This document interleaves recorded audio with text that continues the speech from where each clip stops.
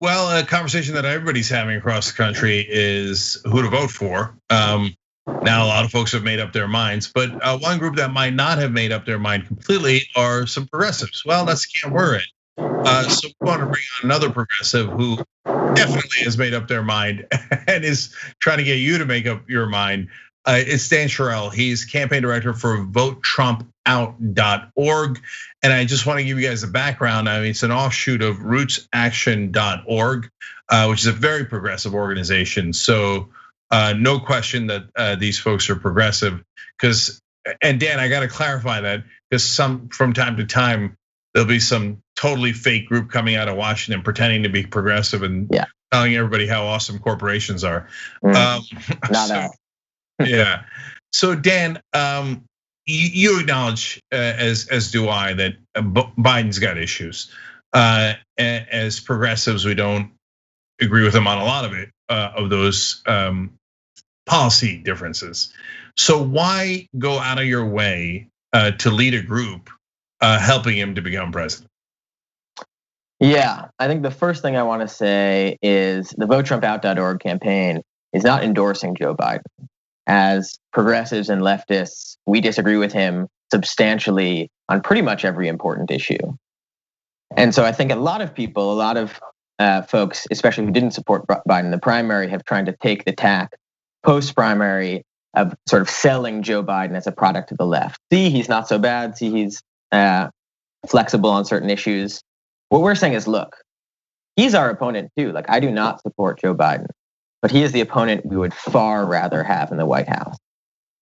And that's because if you look historically, some of the most progressive pieces of legislation we have ever passed in this country, from the Voting Rights Act to the original New Deal, these were passed under centrist presidents.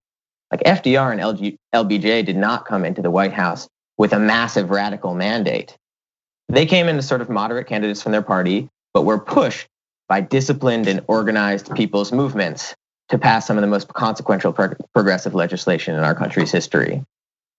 And I know that the stage is ideally set for the same thing to happen with Joe Biden. And we're also aware that the progressive movement is at a zenith, not a nadir of our power right now. Like, we had 15 million people come to the streets in support of racial justice and against police violence. That's the largest popular uprising our country has ever seen.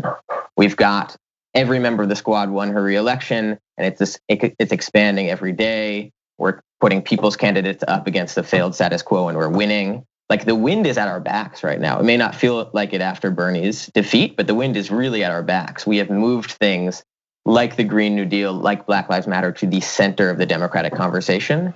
And it would be madness to quit while we're ahead. I don't love the argument that they make every time. Hey, vote for Benjamin Netanyahu because LBJ was a very conservative Democrat and he wound up doing the Civil Rights Act and Voting Rights Act. Yeah, no, let's vote for the progressive first. But if we don't have a choice and there is no progressive, well, then I'll take LBJ over Goebbels. And I don't think that that's a hard decision. And it turned out, yes, Democratic presidents, no matter how conservative they are, it can be pushed in a more progressive direction. Whereas our chance of pushing Trump in a progressive direction is 0%. Now, having said all that, you can obviously tell I'm on your side. So let me play devil's advocate. Yeah. So some progressives say, hey, Cenk and Dan, you guys are doing vote shaming and it's very ugly. And I want to vote for a Green Party candidate that's much more aligned with my views. And you guys told us all of our lives to vote for candidates who are more aligned with our views. What's wrong with that? Yeah, I think that's a great point.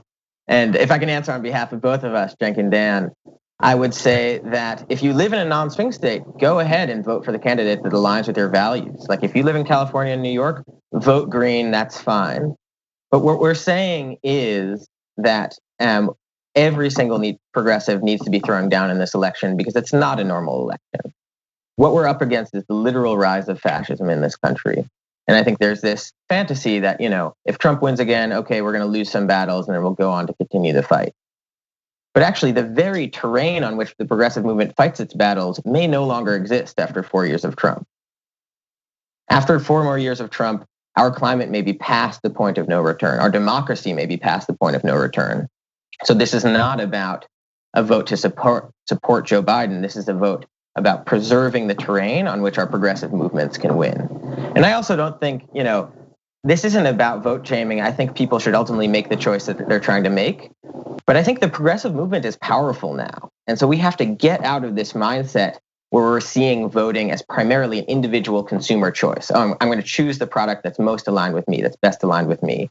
Voting is one strategic act on a much larger chessboard. And we have to be cognizant of that chessboard. We have a responsibility to, because we're powerful now. Like if we play this game right, we can literally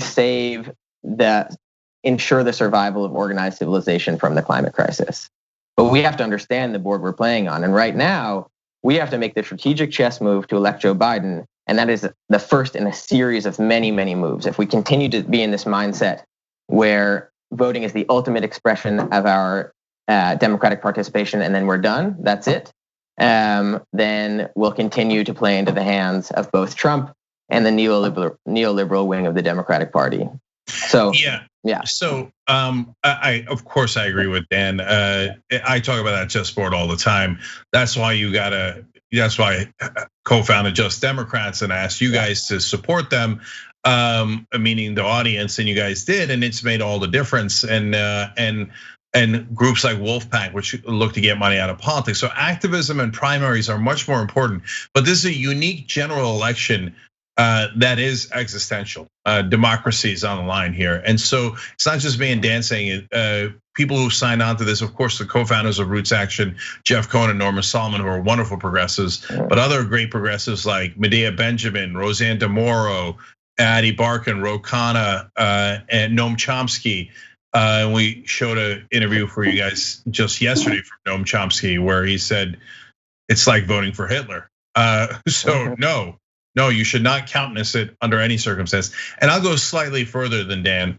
You don't know that your state is not a swing state. This is what I said in 2016 too. People thought, oh no, I live in Pennsylvania. Pennsylvania always votes blue. Oops. Right now, Iowa's in play, Arizona's in play, North Carolina's in play. There's a poll out that Joe Biden is leading in Georgia. You don't know if you live in a swing state or not, unless you're like a political expert. And I'm just telling you, don't take any chances. This is not the election to take chances. But we got to discuss one other thing, Dan.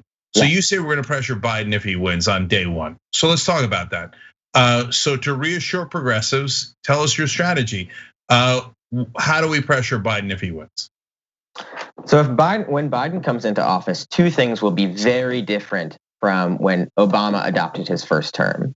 First of all, Biden's a weak executive. He can't get a sentence out clear. He doesn't have a massive popular mandate. He's the guy who came out when the cookie crumbled on the primary. And honestly, his enthusiasm numbers are low. So A, he doesn't have a huge mandate.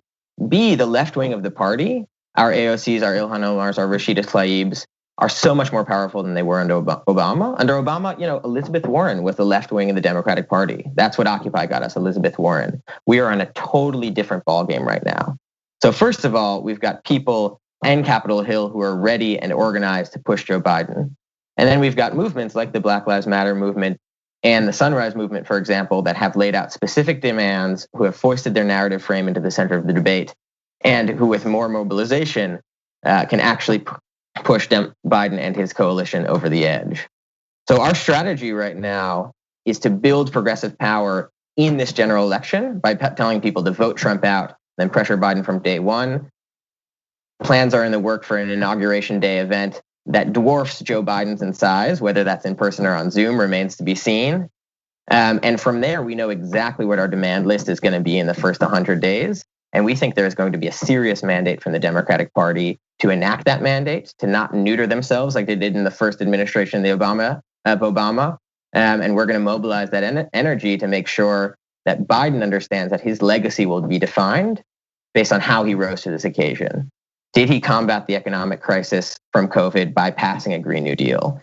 Did he combat the anti-democratic measures of Mitch McConnell and the Republican leadership by abolishing the filibuster, by packing the court, by giving statehood to DC and Puerto Rico? We will, in no uncertain terms, from the very beginning of his presidency, make sure that he knows and the public knows that his legacy will be defined based on those sets of choices. All right, Dan, everybody check out VoteTrumpOut.org. Thank you so much for joining us. We appreciate it. Thank you, Cenk. Thanks for watching this free clip of the Young Turks. Don't forget to become a TYT member today. For more exclusive content, join now at tyt.com/join.